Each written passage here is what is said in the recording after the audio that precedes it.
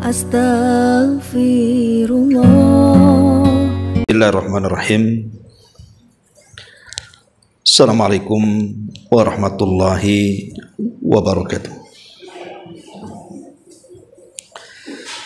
Alhamdulillah wassalatu wassalamu ala Rasulillah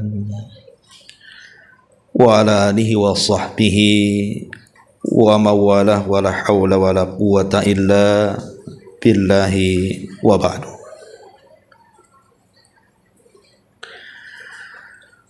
Alhamdulillah, segala puja dan puji hanya milik Allah Jalla fi'ula. Salawat dan juga salam kita hadiahkan kepada Rasul kita Nabi besar Muhammad sallallahu alaihi wa ala alihi wasallam. Kita lanjutkan kajian kita membahas kitab Al-Jami' dan kita masuk dari hadis Abi Sa'id Al-Khudri radhiyallahu an. Baik, kita baca hadisnya baru kita jelaskan.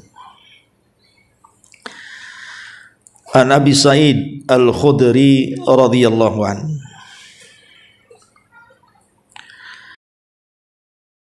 qala Rasulullah sallallahu alaihi wasallam, khaslatani la yajtami'ani fi mu'minin,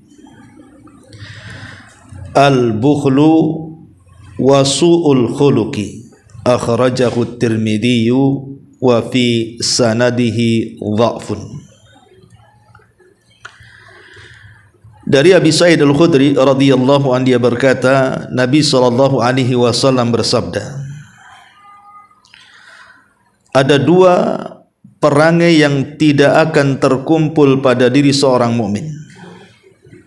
Pertama, sifat bakhil, dan yang kedua, akhlak yang buruk. Hadis ini dikeluarkan oleh Imam At-Tirmidzi dengan sanad yang lemah. Ma'asyiral muslimat yang dimuliakan Allah Azza wa Jal, meskipun hadis ini lemah, akan tetapi kedua sifat ini tetaplah tercela, tidak boleh dimiliki seorang mukmin. Pertama, bakhil, dan yang kedua, buruk akhlak.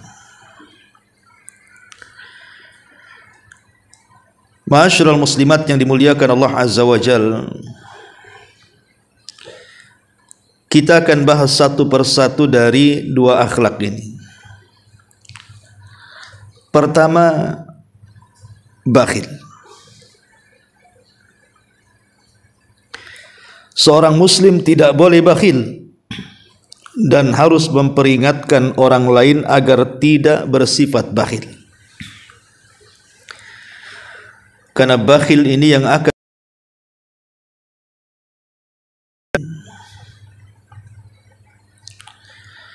Ma'asyiral muslimat yang dimuliakan Allah Subhanahu wa taala, bakhil ini lebih parah dibandingkan penyakit. Karena nanti pada hari kiamat, orang-orang yang berpenyakit di dunia tidak akan ditanya pada hari kiamat. Tetapi orang yang bakhil di dunia akan mempertanggungjawabkan hukumannya pada hari kiamat. Walaupun di dunia nampaknya badan orang bakhil itu sehat, tidak terkena cacat dan penyakit, tapi penyakit ini lebih parah dibandingkan orang yang terkena penyakit badan. Walaupun nampaknya lemah, boleh jadi orang yang terkena penyakit badan itu terbaring, tidak bisa bergerak, ada kalanya harus diberi makan minum oleh orang lain, bahkan sampai ke tingkat koma. tetapi itu hanya sebatas duniawi saja. Penyakit itu akan berakhir mungkin dengan kesembuhan atau dengan kematian. Tetapi bakhil ini tidak. Penyakit ini akan dibawa sampai ke akhirat. Makanya Allah Subhanahu wa taala mengatakan dalam surah Al-Imran ayat 180, "Wala yahsabannal ladzina yabkhaluna bima atahumullahu min fadli huwa khairal lahum bal huwa syarrul lahum sayutawwaquna ma bakhilu bihi yaumal qiyamah." Jangan sangka orang-orang yang mereka bakhil dengan apa yang Allah telah anugerahkan dari rizkinya itu lebih baik bagi mereka, bahkan itu keburukan bagi mereka, dan mereka akan dikalungkan pada hari kiamat dengan sifat bakhilnya. Maksudnya akan disiksa pada hari kiamat karena kebakhilannya di dunia. Karena orang-orang bakhil itu umumnya menganggap dirinya baik. Ketika seseorang tidak mau memberi kepada orang, dia pikir dia menjaga hartanya, menjaga kenikmatan dunianya untuk bersenang-senang dengannya. Salah, itu sebuah keburukan bagi mereka. Karena hal ini akan menjadi bencana bagi dia kelak pada hari kiamat. Ma'asyiral muslimat yang dimuliakan Allah Subhanahu wa taala. Bicara tentang bahaya bakhil ini, sebelum saya bicara tentang bahaya bakhil, bakhil ini kan tidak mesti dalam masalah harta, Bung. Tapi bakhil ini bisa mencakup banyak hal. Dan yang paling parah dari bakhil ini adalah bakhil dengan ilmu pengetahuan. Dia tidak mau mengajarkan ilmu itu kepada orang dan berusaha untuk menyembunyikan.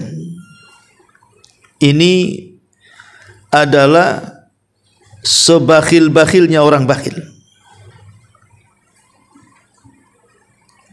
Kemudian yang kedua,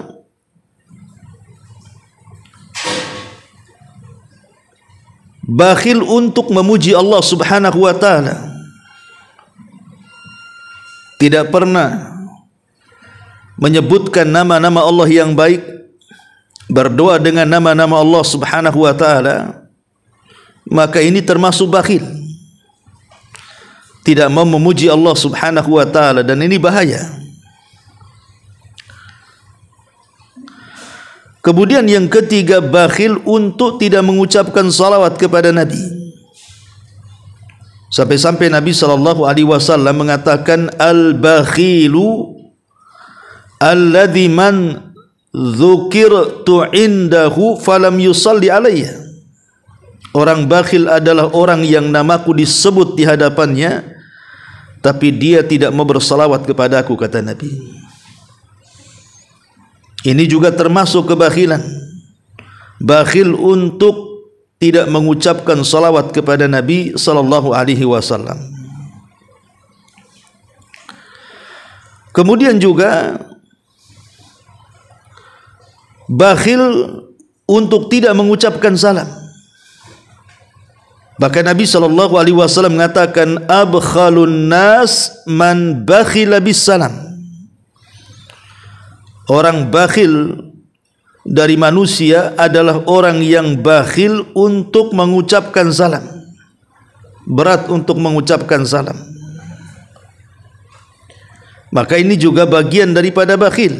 Ketemu orang ngeleos tidak pernah mengucapkan salam. Berat bibirnya untuk mengucapkan salam, padahal salam itu sunnah dan berpahala. Ma'asyiral muslimat yang dimuliakan Allah Subhanahu wa taala. Tetapi pembahasan yang kita bahas di sini adalah bakhil terhadap para fuqara. Tidak mau membantu mereka, tidak mau menolong mereka, sayang dengan hartanya. Ma'asyiral muslimat yang dimuliakan Allah Azza wa Jalla, inilah yang dimaksud bakhil di sini, bakhil terhadap manusia. Kita tahu bahwa harta itu bukan milik kita. Semua harta yang kita miliki itu adalah milik Allah Subhanahu wa taala. Bukan hanya harta, badan kita loh milik Allah Subhanahu wa taala. Dari atas kepala sampai kaki itu semua milik Allah. Jadi harta yang kita miliki itu hanya sekedar titipan. Dan ketika Allah Subhanahu wa taala menitipkan harta dunia kepada kita itu, Allah memberikan ujian.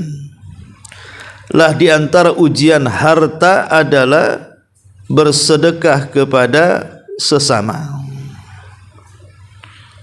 Itulah ujian harta. Lah dalam ujian ini ada yang berhasil, tapi kebanyakan yang gagal. Karena logikanya begini, Bu. Ibu yang cari uang, anggaplah bekerja dari pagi sampai sore, berkeringat, capek badan, kemudian dapatlah ibu uang. Tiba-tiba uang itu yang susah payah kita dapatkan dengan tenaga kita dan waktu kita, disuruh disisihkan sebagiannya atau sedikit dari harta itu, diberikan kepada orang yang sama sekali tidak membantu pekerjaan kita. Orang lain yang tidak ada sumbangsi sama sekali dengan pekerjaan kita, menolong pun tidak, memberi modal pun tidak. Tiba-tiba kita suruh keluar uang untuk mereka, bersedekah kepada orang yang tidak ada kait mengait dengan kita. Disitulah ujiannya. Sehingga banyak orang yang berat mengeluarkannya. Buat apa saya keluarkan ngasih uang sama dia, dia jangan nolong saya. Uang ini saya hasilkan dari hasil keringat saya, dia tidak pernah nanam modal sama saya. Bahkan saya pun tidak pernah mengenal. Muncullah sifat bakhil tadi. Tetapi lawan daripada bakhil adalah karim, dermawan. Dia tahu bahwa mereka punya hak walaupun mereka tidak ikut menyumbang dengan tenaga, modal dan waktunya. Tetapi karena harta ini harta Allah dan Allah menguji dengan harta itu untuk membantu sesama, maka dia pun mengeluarkannya sebagai kewajiban dia dengan harta. Makanya Allah Subhanahu wa taala menghadiahi di balik ujian ini dengan menambahkan hartanya. Nabi SAW mengatakan, "Ma naqasa min mali sadaqah." Tidak mungkin berkurang harta yang disedekahkan itu. Itu sebagai balasan orang ini lulus ujian. Maka Allah Subhanahu wa taala kasih hadiah dengan melipat gandakan hartanya. Tapi si bakhil tidak. Justru dia tidak sadar hartanya sedang dihancurkan Allah Subhanahu wa taala.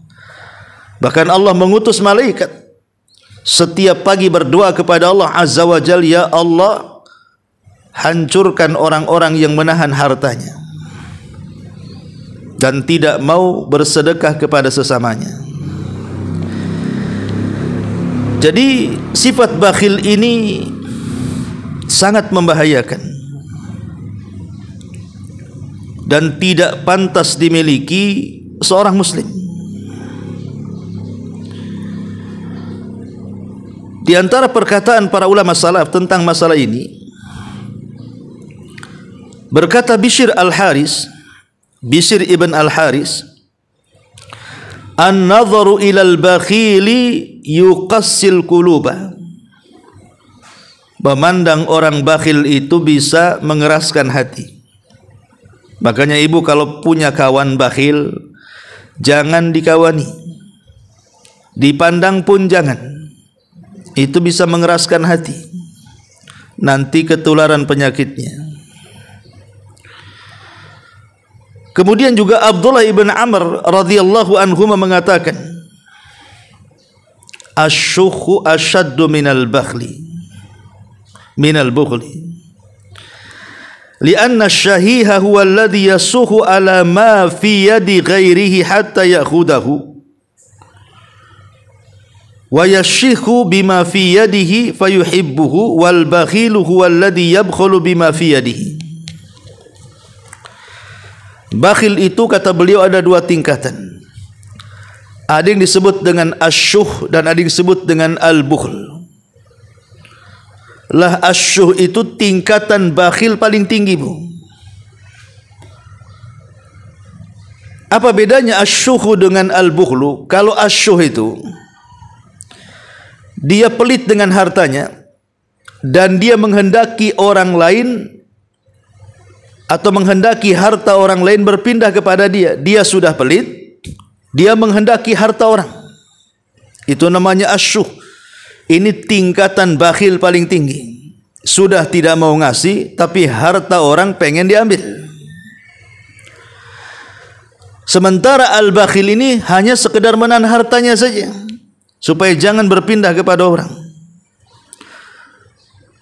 Dan dua-duanya sangat tercela.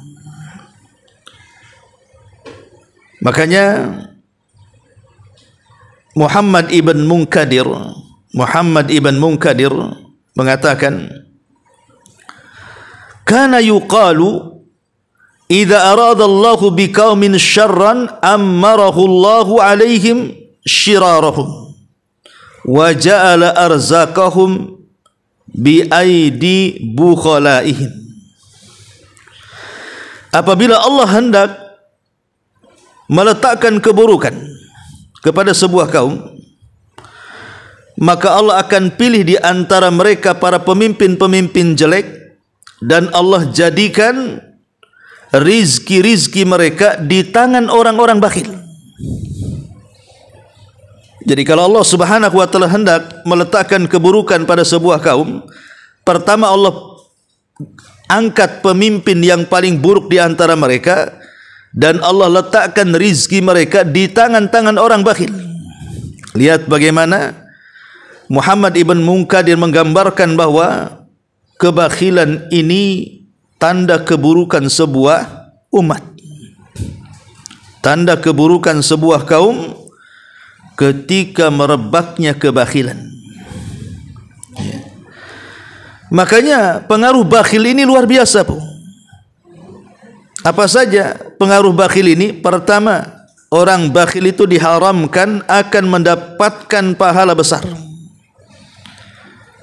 dari pahala-pahala infak dan sedekah dan pintu-pintu kebaikan yang lainnya.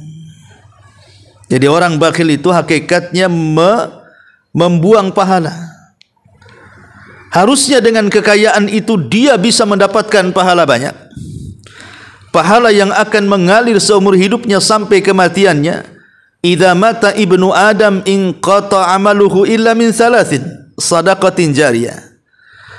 Apabila anak Adam meninggal dunia, maka tidak ada yang dibawa ke dalam kuburnya kecuali sedekah yang mengalir. Orang bakhil tidak akan memiliki pahala ini.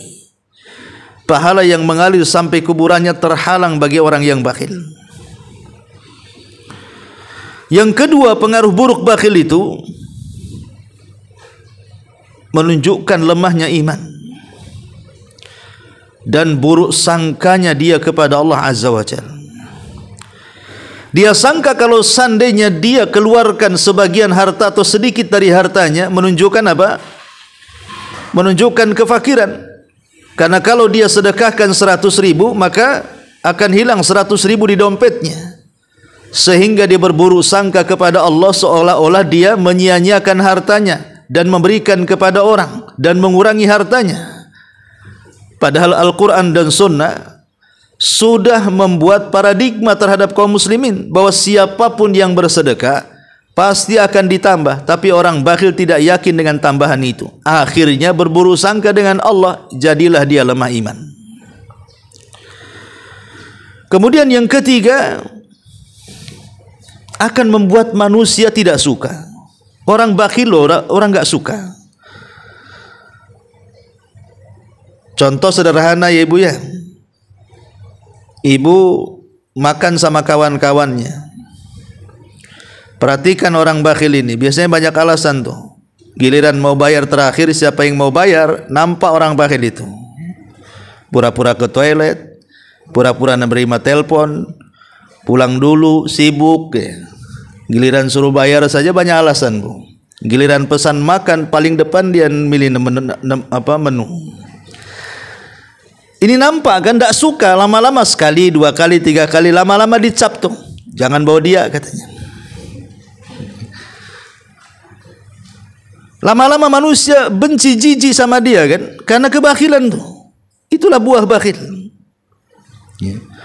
Kemudian yang keempat, lebih daripada itu, rizki akan diharamkan kepada dia. Dia sangka dengan bakhil itu akan membawa kekayaan, salah. Bakhil itu membawa kemiskinan, karena Allah haramkan rizki kepada orang bakhil. Yang kelima, sadar ataupun tidak sadar, orang bakhil ini jatuh kepada perbuatan dosa. Kenapa? Karena dia meninggalkan hak dan kewajiban yang harus dilaksanakan dari perintah Allah, seperti sedekah dan zakat, infak dan sedekah. Itu adalah perintah Allah. Tapi orang bakhil ini tidak mau. Jangankan lagi yang sunnah, yang wajib saja tidak mau. Makanya dia telah melakukan perbuatan dosa. Ma'asyiral muslimat yang dimuliakan Allah Azza wa Jalla, bahkan yang lebih parah, kalau orang sudah bakhil, biasanya kebakhilan ini bukan hanya tidak memberi kepada orang, bahkan ada orang yang sampai bakhil kepada dirinya sendiri. Uangnya banyak sebenarnya, untuk membeli pakaian sendiri seolah-olah tidak sanggup. Untuk makan enak saja seolah-olah tidak sanggup, padahal uangnya banyak. Itulah orang bakhil, terkadang menyiksa dirinya. Dia tidak pernah menikmati kehidupan dunia, padahal dunia di tangan dia. Itulah si bakhil, mengharamkan kenikmatan untuk dirinya sendiri dan juga orang lain. Dan tentunya orang bakhil ini terkadang memancing orang untuk berbuat jahat kepadanya. Entah ingin merampoknya, entah ingin mencurinya, dan menimbulkan kebencian seorang muslim kepadanya. Bahkan bisa saja kemudian menyingkap aibnya. Orang bakhil ini awalnya tidak akan tersingkap aibnya, tapi dengan kebakhilannya maka manusia akan membicarakannya. Lama-lama akan tersingkap aibnya, Bu. Hati-hati, kebakhilan ini bisa menyingkap aib. Ma'asyiral muslimat yang dimuliakan Allah Azza wa Jalla, dan perlu diketahui bahwa bakhil ini sifatnya orang-orang munafik. Sifat orang munafik adalah kebakhilan. Makanya Al-Qurtubi ketika memberikan catatan kepada Al-Ahzab, surah Al-Ahzab 19, beliau mengatakan innallaha wasafa hulaikal munafiqina bil jubni wal bukhli. Kata beliau, Allah Subhanahu wa taala telah mensifati mereka, kata At-Tabari mengatakan sungguhnya Allah telah mensifati mereka, maksudnya orang-orang munafik, dengan sifat takut dan juga bakhil. Dan bakhil ini tidak ada kebaikan bagi dirinya dan orang lain. Dan itu adalah seburuk-buruk sifat dari sifat-sifat manusia yang bisa menghancurkan individu dan masyarakat. Makanya kenapa di sini Nabi SAW mengatakan bahwa seorang mukmin tidak layak memiliki sifat ini, kebakhilan. Dan yang pertama adalah su'ul khuluqi. Ini bahaya bakhil. Kemudian sifat yang kedua yang dijelaskan dalam hadis ini, Nabi SAW mengatakan wasu'ul khuluqi, dan buruknya akhlak. Al-Imam Ibnul Qayyim rahimahullahu ta'ala mengatakan, buruk akhlak itu sumbernya 4. Kenapa orang itu bisa jelek akhlaknya, bisa buruk akhlaknya? Kata Imam Ibnul Qayyim, karena sumbernya 4, Bu. Hati-hati dari 4 sumber ini yang menjadikan orang buruk akhlak. Yang pertama, al-jahlu, kejahilan. Orang bodoh. Orang yang tidak berpendidikan, yang tidak pernah diajarkan sopan santun, yang tidak hidup dalam keluarga yang penuh dengan akhlak, maka kejahilan ini memicu munculnya keburukan akhlak. Lihat anak-anak yang tidak dididik baik orang tuanya, sehingga dia jahil dari akhlak-akhlak mulia. Lihat dari mereka, akhlaknya sangat buruk sekali. Menentang orang tua, bermusuhan dengan saudara, tidak punya akhlak, ngomong pun asal ngomong. Maka jahil ini adalah sumber buruknya akhlak. Yang kedua, az-zulmu, kezaliman. Orang kalau sudah berbuat zalim, maka tidak akan punya akhlak. Karena orang yang zalim ini bisa saja menyakiti perasaan orang dengan tajamnya lisan, menyakiti badan orang dengan ringannya tamparan, bahkan menganggap ringan darah orang dengan membunuhnya. Nggak ada akhlak orang-orang yang zalim itu. Maka jauhi sifat zalim, karena ini sumber munculnya akhlak buruk. Kemudian yang ketiga, asyahwatu, mengikuti syahwat, hawa nafsu. Akhirnya jatuh kepada zina, minum khamr, jatuh kepada judi, jatuh kepada macam-macam maksiat karena mengikuti syahwat ini. Akhirnya jatuh kepada perangai yang buruk. Dan yang terakhir, al-ghadab, mengikuti emosi amarah. Orang yang marah itu tidak akan berakhlak, Bu. Umumnya orang marah kan, kayak ibu lagi marah nih, udah mata merah, melotot, mau keluar, urat lagi kencang. Kadang-kadang ngomong gak dipikir, Bu, mengeluarkan kata-kata binatang dari A sampai Z. Ya, kadang-kadang kemudian dia hilang malunya, dia bisa berteriak-teriak depan orang. Hilang akhlaknya, Bu, orang marah itu. Lah Imam Ibnul Qayyim rahimahullah mengatakan, inilah 4 sumber jauhi. Karena 4 sumber ini yang menjadikan akhlak kita jahat. Ya, kejahilan, kezaliman, syahwat dan marah. Ma'asyiral muslimat yang dimuliakan Allah Subhanahu wa taala. Bicara tentang akhlak yang buruk. Akhlak yang buruk ini kan penyebabnya banyak. Kalau sumbernya jelas 4 tadi, Ibu. Jelek akhlak itu banyak. Ya. Pertama, al-wilayatu. Mungkin dia diberikan pangkat, jabatan, kedudukan, merasa sok, sampai-sampai merendahkan orang, merasa dia paling tinggi, sehingga dia bisa mencaci maki orang. Lihat para pemimpin itu, Bu, yang sok-sok jadi pemimpin, padahal dia tidak sadar bahwa kepemimpinan itu amanah. Allah yang memberikan, Allah juga berhak mencabutnya.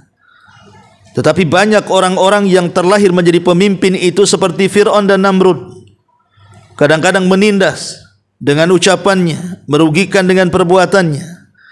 Jadi kepemimpinan itu kalau tidak tahu itu amanah dari Allah, membawa bencana, maka akan muncul akhlak-akhlak buruk, Bu. Ini yang pertama. Yang kedua, al-azl, menyendiri, gak mau bergaul dengan orang. Itu juga menimbulkan akhlak buruk, Bu. Kita ini manusia harus bersosial, harus berkawan, bukan ngurung aja kan begitu ya. Kan ada tuh orang-orang yang mungkin pikir karena sudah ngaji, pindah ke lingkungan yang tidak ada satupun yang ngaji di lingkungan itu, akhirnya ngurung diri di rumahnya, nggak mau keluar bertetangga. Alasannya apa? Buat apa katanya, orang-orang sekitar ini orang awam katanya. akhirnya ngurung diri, Bu. Ini membuat kecurigaan orang. Nanti gas dapur meledak disangka teroris. Karena nggak mau bergabung sama orang kan, Bu ya. Ingat, kalau seandainya seorang muslim itu mau bersosialisasi dengan tetangga dan masyarakat, kemudian mendapatkan gangguan, mungkin digibah, diejek, disakiti, dibuli, difitnah, digibah, itu lebih baik, Bu, dibandingkan ngurung diri di rumah dan tidak ada yang mengganggu. Begitu Nabi mengatakan. Karena ketika kemudian kita bergaul dengan orang itu kan menumbuhkan sifat kedewasaan sehingga dia bisa mengelola konflik tuh. Bisa menghadapi orang, bisa memberikan solusi kepada orang, bisa membantu orang dan begitu seterusnya. Yang ketiga, al-ghina, kekayaan. Kekayaan ini bisa merubah orang. Ada orang ketika miskin baik sekali, ketika jadi kaya jahat sekali. Jadi kaya ini bisa menimbulkan akhlak yang buruk, bisa merubah orang baik jadi orang jahat. Makanya kekayaan itu adalah rahasia bejatnya orang. Kemudian yang keempat, al-faqr. Bukan hanya kekayaan tetapi kemiskinan juga sama. Betapa banyak orang-orang yang mencari sesuap nasi karena kelaparan, akhirnya jadi pencuri, jadi penjamret, perampok. Ya, karena ingin makan. Sementara tidak ada yang dimakan, terpaksa dia melakukan hal-hal yang seperti itu kan. Jadi kemiskinan juga bisa menimbulkan akhlak buruk. Ya. Ataupun yang kelima, al-humum, stres. Banyak masalah, ya. Banyaknya masalah, banyaknya problem, akhirnya kemudian stres. Stres ini juga bisa menjadikan munculnya akhlak buruk. Akhirnya orang yang tidak salah dilampiaskan ke dia. Contohlah, ibu ada masalah dengan suaminya. Ketika ketemu kawan, malah ibu marah sama kawannya. Padahal nggak bersalah si kawan itu. Itu kebawa emosi dalam rumah, dibawa keluar rumah, Bu. Orang lain yang tidak salah ibu amuk, padahal ibu lagi masalah dengan suami itu. Ya. Makanya kalau ada ibu-ibu marah, itu lagi masalah sama suaminya itu. Atau mungkin dia salah obat itu. Ya. Jadi perkara-perkara seperti ini, stres ini biasanya muncul akhlak buruk, Bu. Makanya hindarkan, jangan stres supaya tidak gila. Ya. Kemudian yang keenam, orang sakit. Orang sakit itu akhlaknya bisa berubah, Bu. Mungkin ketika ibu sehat bisa lembut, tapi ketika ibu sakit, ibu bisa muring-muring, Bu. Ya. Kadang-kadang sama anak yang tadinya lembut, gara-gara kesalahan sedikit, ibu bisa marah. Mungkin telat ngasih minum, ngasih makan, ngasih obat, ngasih apa gitu ya. Bisa marah, Bu. Ya, makanya sakit itu juga salah satu penyebab akhlaknya buruk. Makanya pandai-pandailah mengelola akhlak ketika sakit. Ya. Kemudian juga yang nomor 7, uluwusin, orang yang sudah tua. Makanya saya sering katakan, merawat anak bayi dengan merawat orang tua walaupun sama-sama tidak berakal, Bu, masih senang merawat bayi, Bu. Bayi ada lucu-lucunya kan, Bu ya? Ya. Kalau orang tua tak ada lucu-lucunya tuh. Kalau sudah buat jengkel itu doanya udah jelek aja, kapan mati katanya. Ya. Jadi kadang-kadang orang tua ini, ketuaan itu bisa merubah akhlak. Kemudian juga yang bisa merubah akhlak juga kata para ulama adalah kawan. Salah pilih kawan. Ya. Kalau salah pilih kawan, yang tadinya orang baik bisa jahat, Bu.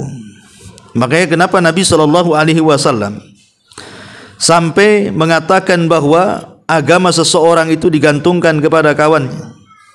Kalau kawannya orang baik, maka bisa merubah akhlak yang buruk menjadi baik.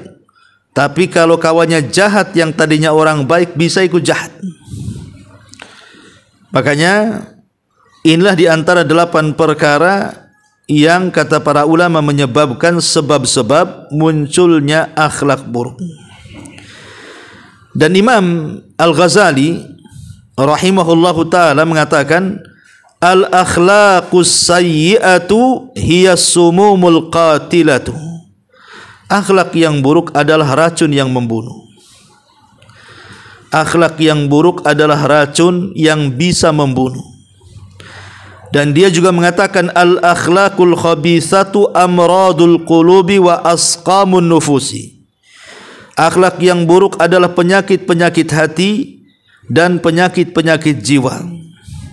Jadi akhlak yang buruk lebih parah dibandingkan orang gila, Bu. Kalau orang gila sudah karuan gila, tapi ini orang waras jadi gila. Nah, itu disebabkan oleh akhlak yang buruk. Dan juga beliau juga mengatakan, inna husnal khuluqi wal iman wa su'al khuluqi wan nifaq. Akhlak baik itu bagian daripada iman, tetapi akhlak buruk itu bagian daripada sifat munafik. Karena akhlak buruk itu mengundang kemurkaan Allah.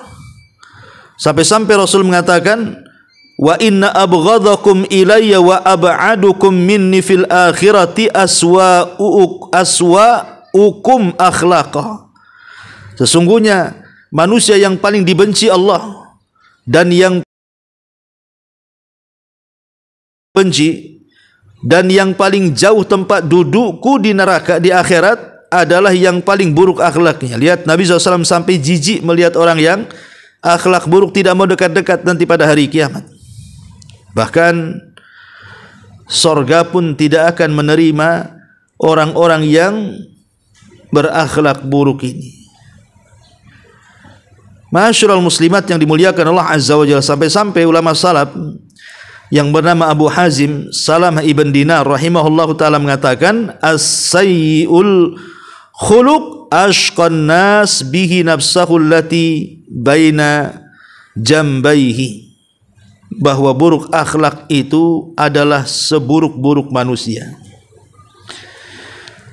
Dari keterangan para ulama ini, ibu yang dimuliakan Allah Subhanahu wa taala, maka jangan sampai kemudian seseorang berakhlak buruk. Akhlak buruk itu bisa dilihat dari 3 perkara, Bu. Dalam badan kita, dari kepala sampai kaki, kita ini punya 3 badan yang menunjukkan buruknya akhlak. Pertama dari leher ke kepala, Bu. Kalau bicara mata mau keluar, merah, melotot gitu ya. Lisan yang tidak ada senyum, kemudian berkata-kata kotor. Kemudian hidung asal mencium dan telinga asal dengar. Maka kepala kita tidak punya akhlak, Bu. Ataupun di dalam isi kepala pikiran-pikiran kotor, maka kepala kita tidak berakhlak. Kemudian yang kedua, kedua tangan. Kalau kita bakhil untuk menolong orang, tidak ringan tangan, bahasanya ya berat tangan gitu. Tidak mau menolong orang, tidak mau mengantarkan orang, tidak mau ya mengangkat barang orang, pokoknya yang sifat-sifatnya menolong orang, mencari pahala dengan amal saleh, maka tangan kita tidak berakhlak. Kemudian dari kepala sampai kaki, kalau kita bicara kemudian tidak menghadap kepada lawan bicara kita, malah kita memunggungi dia sambil bicara atau melambungi dia saat bicara gitu ya, maka dua-duanya tidak berakhlak. Mau memunggungi orang yang ngadap ke sana, yang diajak bicara ngadap ke sini, atau mungkin menyamping gitu ya, maka tidak punya akhlak. Hargai, walaupun yang diajak bicara itu mungkin lebih rendah kedudukannya, lebih miskin dari kekayaan kita, mungkin dia orang biasa, tetapi Islam itu tidak membeda-bedakan orang. Ya kalau ngomong hadap-hadapan badan. Lah inilah, kalau seandainya kita memiliki 3 perkara dalam badan ini, maka kita dinyatakan buruk akhlaknya. Maka jaga 3 badan ini, leher ke atas, kedua tangan, dan kepala sampai kaki.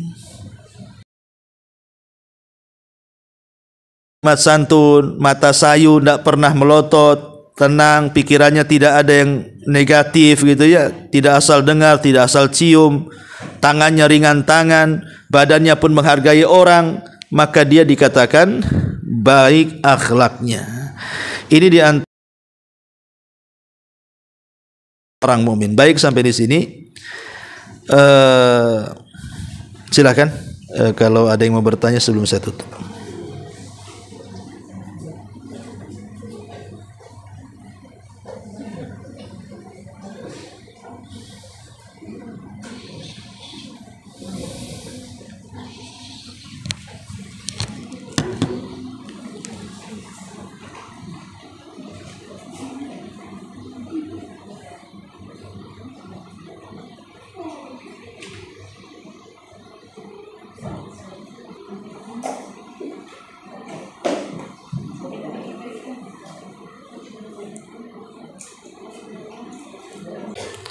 Keras kepala maksudnya apa itu? Keras kepalanya tuh.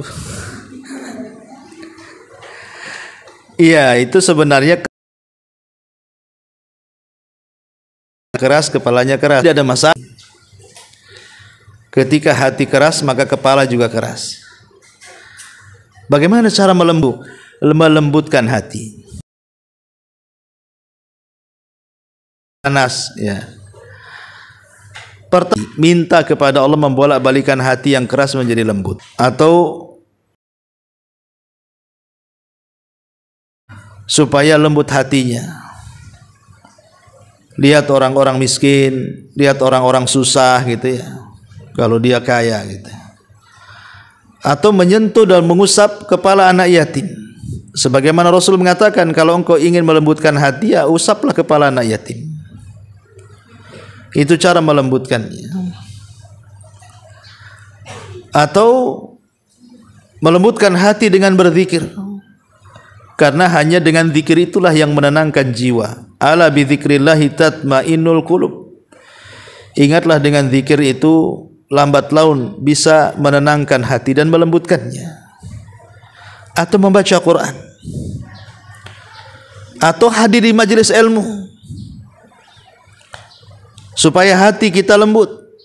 Karena orang-orang yang jarang duduk di majelis ilmu, jauh daripada ta'lim, ruhnya tidak pernah dikasih makan, hanya badannya saja, itu mengeras hatinya, Bu. Ya.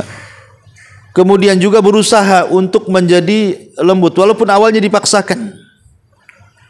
Tetapi insya Allah lama-lama jadi terbiasa. Wallahu alam.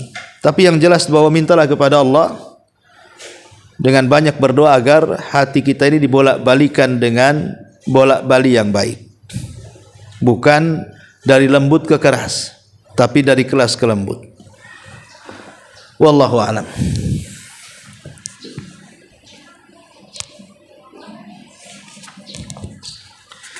Baik, sampai di sini. Subhanakallahumma bihamdika asyhadu an la ilaha illa anta astaghfiruka wa atubu ilaik. Allahu ta'ala